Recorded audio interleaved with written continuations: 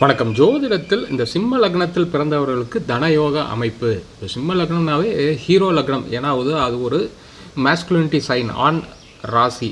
அதே மாதிரி அந்த அந்த ஆண் தன்மை இருக்கும். நேச்சுரல் லீடர்ஸாக இருப்பாங்க, மற்றவர்களை வழிநடத்தக்கூடிய அமைப்பில் இருப்பாங்க. இப்போது இவர்களுக்கு என்ன விதி அப்படின்னா, இந்த லக்னாதிபதி சூரியன் அங்கேயே சிம்மத்திலே இருப்பது, அவருடைய சொந்த வீட்டிலே இருப்பது ஆட்சி பலம். இப்போ எல்லா இது வரைக்கும் நம்ம பார்த்த இந்த ஒவ்வொரு லக்னத்துக்கும் யோகங்கள் பார்த்திங்கன்னா லக்னாதிபதி லக்னத்திலேயே தான் இருக்கணும். ஏன்னா சிந்தனை மூளை நல்லாக ஒருவருக்கு ஜாதகருக்கு வேலை செய்தால்தான் திரவிய லாபம் சம்பாதிக்கிறது, பொருளீட்டுறதுல எல்லாம் மைண்டு செலுத்த முடியும். அப்போ அறிவு இருக்கணும். இதுதான் அந்த இன்டெலிஜென்ஸ். லக்னம்ங்கிறது தலை, மூளை, சிந்தனை. அப்போ சூரியன் அங்கே இருக்கணும்.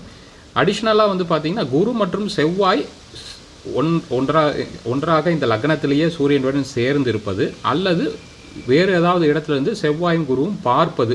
இப்போ செவ்வாய்க்கு தான் அமர்ந்த இடத்துலேருந்து 7ஆம் பார்வையாக பார்ப்பார், குருவும் 7ஆம் பார்வையாக பார்ப்பார். அப்போ கும்பத்திலேருந்து. அதே செவ்வாய்க்கு 4ஆம் பார்வை இருக்குது. அப்போ ரிஷபத்திலிருந்து 4ஆம் பார்வையாக பார்ப்பது, மகரத்திலிருந்து 8ஆம் பார்வையாக உச்சமாகி பார்ப்பது, அல்லது குரு 5ஆம் பார்வையாக பார்ப்பது, குரு 9ஆம் பார்வையாக பார்ப்பது.